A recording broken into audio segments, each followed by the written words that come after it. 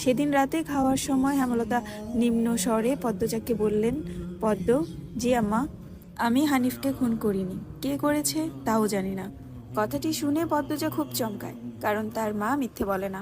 তাহলে কারা খুন করলো? পদ্মজা প্রশ্ন করলো। তাহলে শেষ রাতে মামার কাছে কেন গিয়েছিলে আম্মা?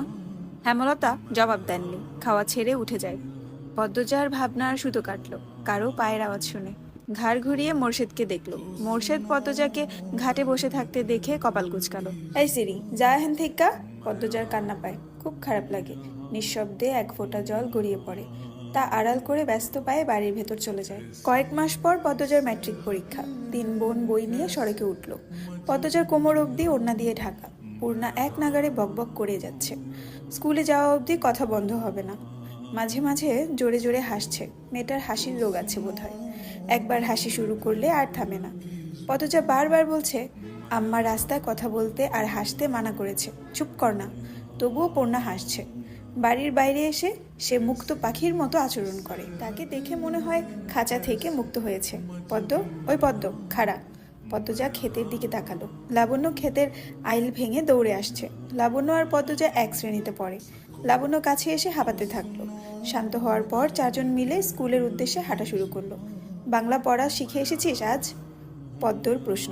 আগ্রহ করে লাবণ্য বলল, আরে সেরি, বাড়ির শুদ্ধ ভাষায় কথা কইলে বাইরেও কইতে হইব নাকি? আমি আঞ্চলিক ভাষা পারি না। লাবণ্য অসন্তোষ প্রকাশ করল।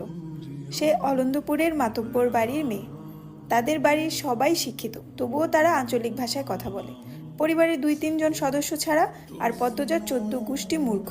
2-3 জন ছাড়া, তবুও এমন ভাব করে আঞ্চলিক ভাষা নাকি পারে না। সত্যি আমি পারি না। ছোট থেকে আম্মা শুদ্ধ ভাষা শিখিয়েছেন, উনিও বলেন, তাই শুদ্ধ ভাষায় কথা বলতেই আরাম পাই।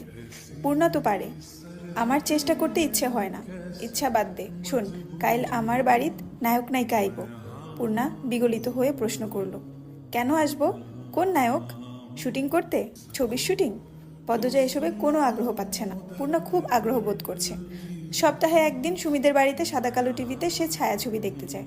তাই অভিনয়ের শিল্পীদের প্রতি তার আগ্রহ আকাশ ছোঁয়া। পূর্ণা গদগদ হয়ে প্রশ্ন করল, কোন নায়ক নায়িকা? বলো না লাবণ্য আব্বা। দাঁড়া, মনে করি।